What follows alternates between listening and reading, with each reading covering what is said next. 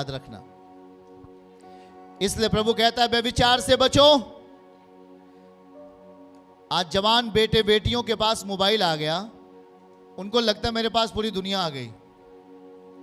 माता पिता के साथ बैठना छोड़ दिए, हाँ, अपने माता पिता के साथ समय व्यतीत करना लड़के छोड़ देते। अरे कभी मम्मी पापा के साथ जवान बेटे और बेटियां बैठ जाओ, पूछो हालचाल, मम्मी कैसे हो, पापा कैसे हो। मोबाइल आने के बाद उनकी दुनिया मोबाइल हो जाती है। मैं कह रहा हूं एक दिन उस जवान बेटे के ऊपर लठ पड़ने वाली है, सोच लेना। अगर वो नहीं बदला तो उसकी दशा को पर ध्यान से सुनना। अभी मैं बीते दिनों में कुछ ऐसी बातों को देखा, मैं भाइयों को बोल रहा हूं, अभी वे नहीं बदले और वो आज नैनी जेल में है और पीछे से लाठी पड़ रही है और आंसू बहा रहे उसी मोबाइल के चक्कर में। मोबाइल रहे ये बात सही है, पर मोबाइल में ऐसी चीजों को शामिल मत करो जिससे आपकी आत्मिक जिंदगी खराब हो जाए, जिससे आपके परिवार फंसे। अभी एक मामला ऐसी हुआ हालताज में, लड़का लड़की भागा और पता लगा जो गुनाह नहीं किया वो फंस गया क्योंकि वो उसके साथ में था। हेलो, सुनो ध्यान से, जो उसके साथ में था वो फंसा और पुलिस उसे ले गई। याद रखना, हमें संसार के साथ दिखाइए। नीति वचन 1:10, परमेश्वर आपको सचेत करेगा। नीति वचन 1:10, क्योंकि आप परमेश्वर के जन हो, इसलिए आपको खुदा बचाना चाहेगा आगामी आने वाली समस्याओं से। आमीन। देखिए क्या लिखा है, हे मेरे पुत्र, यदि पापी लोग तुझे फुसलाएं उसकी बात नहीं मानना। कौन फुसलाए भैया? और ये चलका जी थोड़ा सा हमारा साथ तो दे दो ना। अच्छा थोड़ा सा अपना फोनवा तो हमें दे दो। फोन दिया, फोन, पहली लाठी तुम्हारे ऊपर पड़ेगी। पुलिस वालों की सोच लेना। याद रखना, पापी अगर आपको फुसलाता है, ए भैया तुम जाओ, कितना भी गहरा मित्र क्यों ना हो, अगर वो गलत काम करता है, बाइबल साफ साफ मना करती है। इसके बाद पढ़िए, हम इसी को फिर से पढ़ेंगे, 10वां, पूरा ध्यान से सुनिए। नीति वचन 1:10, हे मेरे पुत्र, यदि पापी लोग तुझे फुसलाएं उसकी बात नहीं मानना। आगे, यदि वो कहें हम संग चलें, क्या लिखा है? पाप क्या बोलेगा पवित्र व्यक्ति को? जो मसीही परिवार है उसे क्या बोलेगा? आओ आओ आओ, हम भी हमारे संग चलो, हमारे संग चल कि हम हत्या करने के लिए घात लगाएं और हम निर्दोषों की ताक में रहें। देखो आगे, हम अधोलोक किनाई उनको जीविता और कब्र में पड़े हुए के समान समूचा निगल जाएं। ये पाप की दशा। आगे फिर क्या हुआ? हमको सब प्रकार के अनमोल पदार्थ मिलेंगे। वो दुष्ट बोल रहा है, हम लोग निर्दोषों को मारेंगे, बेगुनहगारों को सताएंगे, अनमोल पदार्थ मिलेगा। ये संसार का आदमी बोल रहा है, अनमोल पदार्थ मिलेंगे, हम अपने घरों को लूट से भर लेंगे, ऐसा संसार का आदमी कह रहा है। आगे आगे, तू हमारा साझी हो जा। हेलो भाई बहनों, क्या बोल रहा है पाप? ओ बहन जी थोड़ा से आ जाओ चलते हैं। तू हमारा क्या हो जा, और हम सबों का एक ही बटुआ हो। बटुआ का मतलब हम सबों का एक ही रिश्ता हो जाए, एक साथ में हम लोग रहेंगे। ये कौन बोल रहा है? पाप। क्या आप तैयार हो? क्या बताओ भाई, हम सबों का एक बटुआ हो ही नहीं सकता। पाप और पवित्रताई में जमीन आसमान का अंतर है।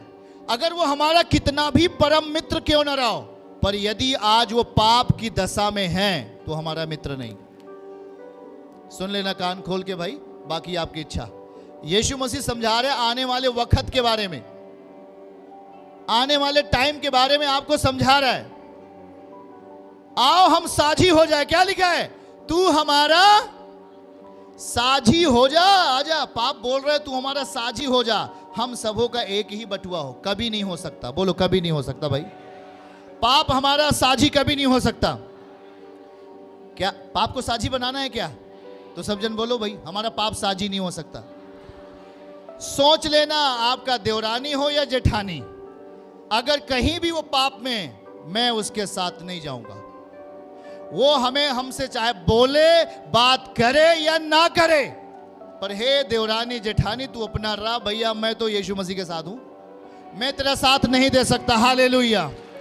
पाप की दशा में कभी मैं साथ वो बीमार है, जाओ प्रार्थना करो, उसको पैसे की आवश्यकता है, मदद करो, पर पाप की दशा में मैं कतई उसका साथी नहीं हूं। उसका और मेरा बटुआ एक कभी नहीं हो सकता, क्योंकि वो पाप की दशा, अगर पाप की दशा में आप साझी हो गए तो पाप आपने भी कर दिया, उस पाप का बल आपके अंदर भी काम करेगा। हाँ या ना?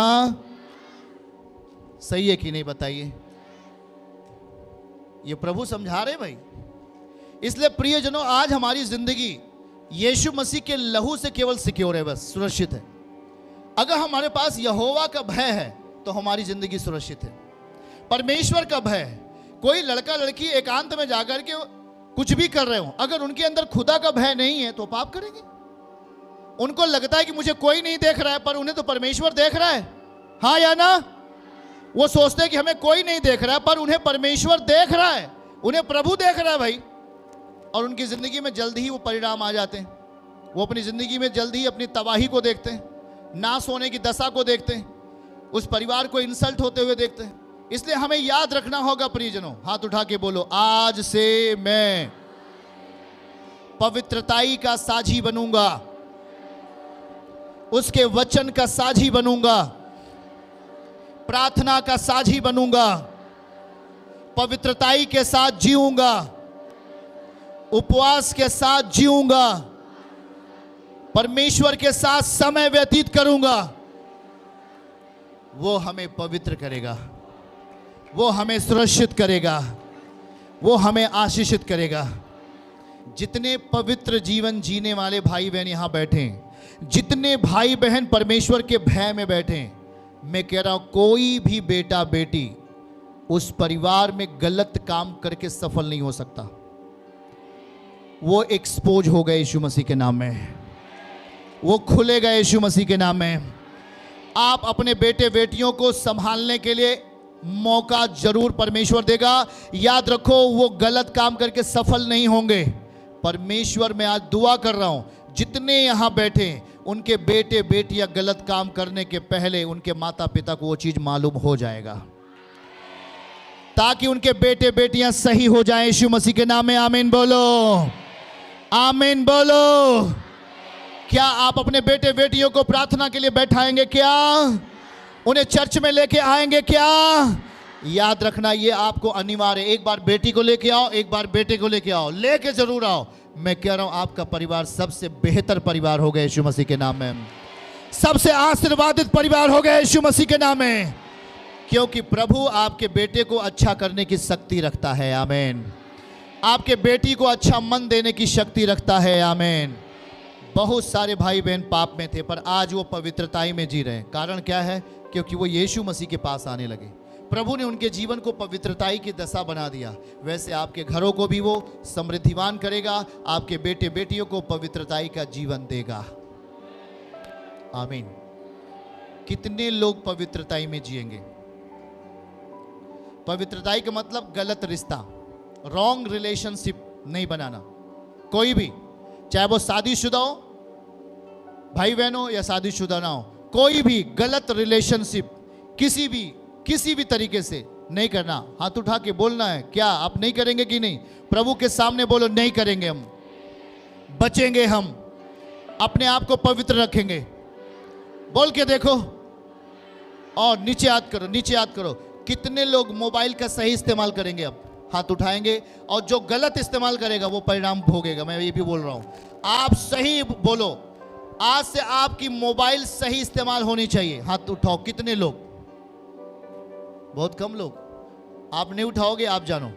पर मैं बोल रहा हूं कि अगर आपने अपनी मोबाइल का सही इस्तेमाल किया, आप अपने गांव के सबसे धनवान व्यक्ति होंगे यीशु मसीह के नाम में। यह प्रोफेसी मैं कर रहा हूं आपके लिए। अगर आप अपनी मोबाइल का सही इस्तेमाल किया, उसमें पाप और व्यभिचार को नहीं देखा, तो आप अपने गांव के सबसे धनवान व्यक्ति होंगे। आप अपने परिवार के सबसे धनवान बेटी बनेंगे यीशु मसीह के नाम में। कितने लोग जिसके पास मोबाइल है उसका सही इस्तेमाल करेंगे? वो हाथ उठाए। आज यीशु मसीह के सामने बोल के जाए, जिसके पास मोबाइल है, जो मोबाइल जिसके हाथ में आती है। आप लोगों के हाथ में मोबाइल नहीं आती है? घर में किसी के पास मोबाइल तो है, तो हाथ उठाओ। अगर तुम्हारे घर में, तुम्हारे पास आने में कितनी देर है?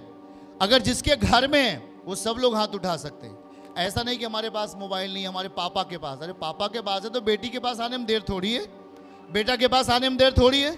सबके पास मोबाइल है कि नहीं है?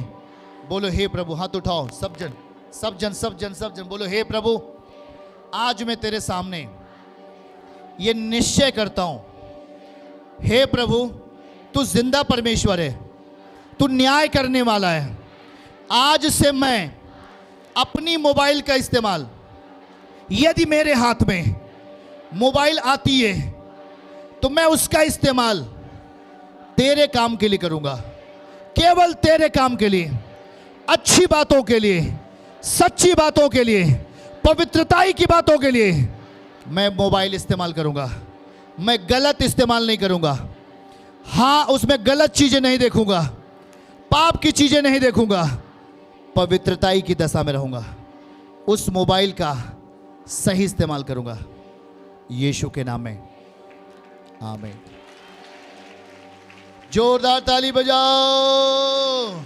चर्च की सभी प्रार्थनाओं को और परमेश्वर के दास के द्वारा टीचिंग सुनने के लिए और अपडेट्स को जानने के लिए हमारे इस चैनल को सब्सक्राइब करें और साथ में बेल आइकन को दबाएं, ताकि जब भी लाइव प्रार्थना हो तो सबसे पहले आप देख सकें।